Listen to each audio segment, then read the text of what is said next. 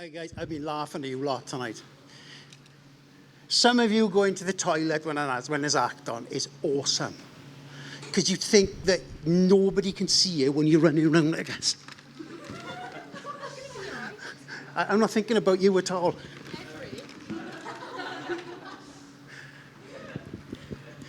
Well, I told you a story the other week, and I made most of you jump. Anyone remember that? Yeah. I can't promise I'm not going to do that again. But I am going to tell you a story. When I was younger, I had lots of stories when I was younger, and we moved into this house in Maesteg. Thank you. We moved into this house when we lived in Maesteg, and it was an old miner's house. Cold stone walls, old wooden doors that used to creak when you went in. And the weird thing was that it was only me and my mum who was living in the house, and a cat called Smudge. So late at night, you'd start hearing scratching noises. Just wondering what these scratching noises were. And I always thought it was Smudge. So this one night I could hear,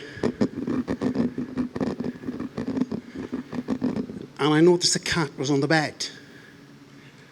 My mum was sleeping in the next room, so I went down the stairs that we used to live in. It was an old miner's house, like I said, and they used to have stone steps. They used to curl around down to the bottom floor, and then they'd open up then into the living room. So cold, freezing cold, and as I got down the steps, it was just getting colder and colder. And I was only 8, and I opened the door and I could hear a creak. And I just saw something, just something small, I don't know, about the size of a large hand, just scuttle across the top of the settee. I saw it, I slammed the door, and I ran back upstairs. So the next day, I didn't say anything to my mother, but my friend lived next door, who was Lee Hill. And Lee was into all sorts of stories, and his grandfather had been living in the street for a long time. And I always remember his grandfather, tall guy, flat head. And he'd ask him something, and he'd just tell you straight. And he said, well, he said, I've got to tell you that Di Black used to live in your house. Now, Di Black was a story of a man that used to live in the valleys, and he always used to walk around with a sack. And Di Black had a big black dog. He was about 6 foot tall. He stooped with a walk. And when he looked at you, his eyes were piercing black. Now, Di Black had passed away 8 years before I moved into the house. Now, he was a miner. And the night he passed away, he was working in the mines, he fell, hit his head, and his hand went on the tracks. You can imagine what happened next. Ran his arm over. Now, they buried Di Black, but they never found his hand. Okay? So I was a little bit nervous. Now, remember what I said that night. So I went to bed that night.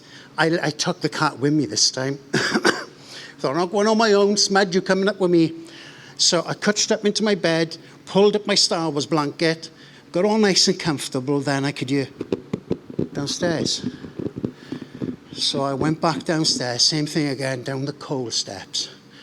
And I thought, right, I'm going to pick up enough courage. I'm going to open the door, and I'm going to go in the living room. I went in the living room, and you know what it's like when it's dark? Everything looks different. There was a street light outside the house, and it just gave shadows were so sharp. Everything looked so different. The settee looked as if it was moving. And I'm sure it was just my own imagination, but I could hear another noise, and I just saw the kitchen door just slightly creak open and close. And I thought, nah, I didn't see that, did I? So I walked in slowly, opened the door, and there on the floor, I could see a shadow. And the shadow was just slowly moving towards me. It wasn't large, and I thought, what is that? No, it's not the cat. The cat's upstairs. But as it moved, the street lights caught what it was and left a long shadow across the floor and up against the wall. It looked like a 5-legged spider slowly making its way across the kitchen towards me. I thought, I've got to make sure what I'm seeing here, because I wanted to make sure what I was seeing. So I got a little bit closer. Now remember, we didn't have phones with torches then, and I didn't have a torch, so I just got a little bit closer. And as I got closer, this thing just came quick like that at me, right? Did he jump then? So I ran, closed the door, ran towards the stairs. Remember, there was a door at the bottom of the stairs. I closed that, ran into the bedroom, and laid in my bed. Do you know, you do this, don't you? When you're afraid, you pull the covers over you, because nothing can get you if the covers are over you. But when I done that, I pulled the bottom of the sheet up, and my feet were exposed. Oh, no. Yeah, you know what I'm saying? New fear unlocked, guys. I could hear up the stairs. Then I heard the door creak open. Then I could hear across the landing. And my bedroom door creaked open. And I could hear this walking or crawling or whatever you call a hand across the room. And as I sat, paralysed and terrified, the sound stopped. And as I raised my head above the covers, the hand had grabbed my leg like that. And it was pulling my leg like I'm pulling yours. Yeah, okay, it didn't have the same impact. We get afraid with the more silly things, don't we? Yeah? We get stories that we see on TV about hands that move in the night, about people that turn into bats, people that turn into dogs in the night when there's a full moon. Zombies is another one. But do you get afraid of that, though? Do you sometimes think you've watched something before you go to bed and you really wish you hadn't? You know? Just watched, I don't think, what's on at the moment? What's that? The Walking Dead. Now, we know there's no zombies outside, but we've just seen a really scary episode, and we go to bed, we switch the lights off, we hear a noise, we think, it's a zombie. It's in the garden. What am I going to do? A cricket bat? That'll do the job. But we get afraid of all these silly things. But the things that really frighten us in life are the things we face every day, aren't they? Now, I don't get afraid about crossing the road anymore, but I know crossing the road is, can be quite frightening if you think about it. Especially if you're late and you're running across the road and some idiot comes around about 60 miles per hour and you've got a car racing towards you. That's scary. That's proper fear. And I don't know about you, but I've been afraid about the most dull things in life. And I remember talking to my dad. Now, my dad was, he was in the army. He was in the parachute regiment. And I thought he was really brave because he did things that I couldn't imagine you doing, jumping out of an airplane for a start. That just seems like something I'd really be scared of. But I'd done it all the time. And I talked to him about being afraid. And the things I was afraid of was doing exams in school. And I didn't want to do an exam in school because I was afraid of failing. Do you know, it's like you love rugby, don't you? Can you imagine being so afraid of failing that you wouldn't get on the rugby pitch? But it does happen. People do have those fears. People do get afraid of doing things so much that they say, right, okay, I'm never going to do that because if I do it, I'm going to fail. I'm going to look stupid. But that's being afraid of something. And I remember telling my dad this, and my dad said very little. He said, I'm doing a plane jump tomorrow. He said, it's an exercise. And he said, before I do my exercise, I've got to take the parachute, stretch it out in the garden, make sure there's no tears in it, make sure there's no tangles in the wire, and then there's a particular way of folding it so that it opens up when you actually jump out of a plane. And I thought, okay, that's great.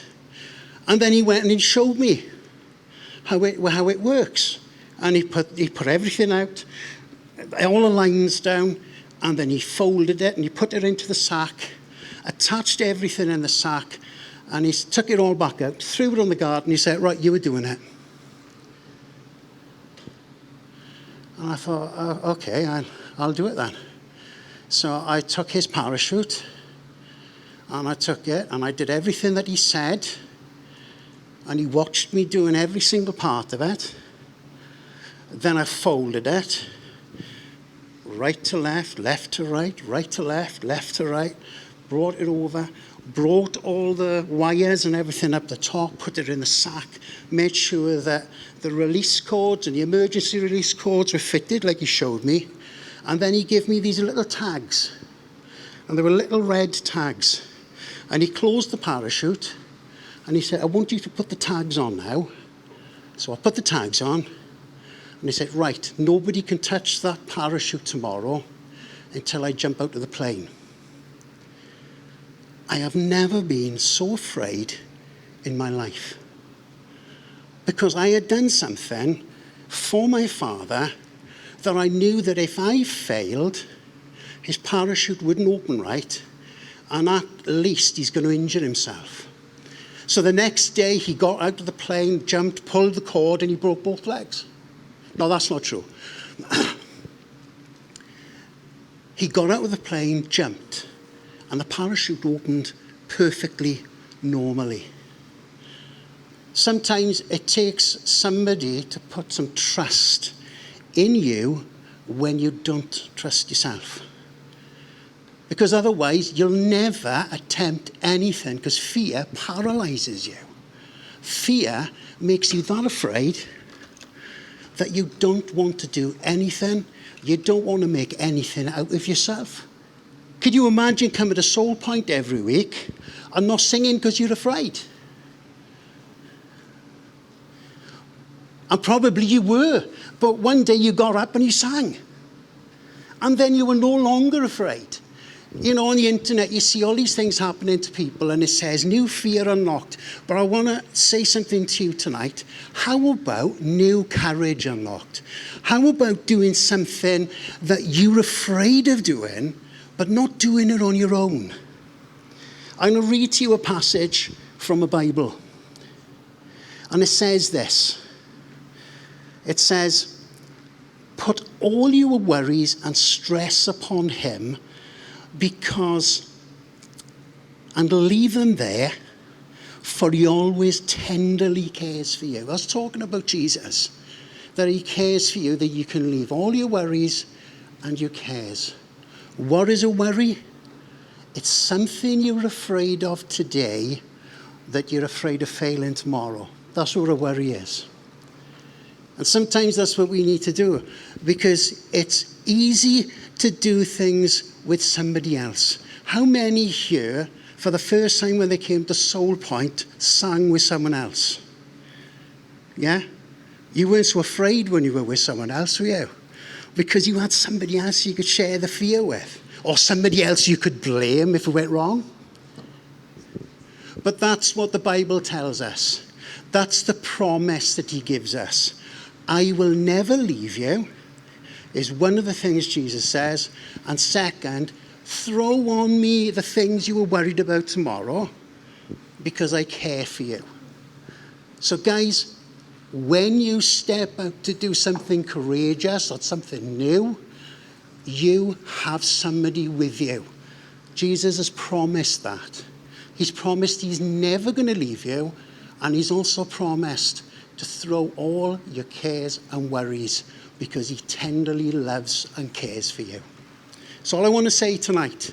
So instead of a fear unlocked, let's try and be courageous. Yeah? I hope you enjoyed that.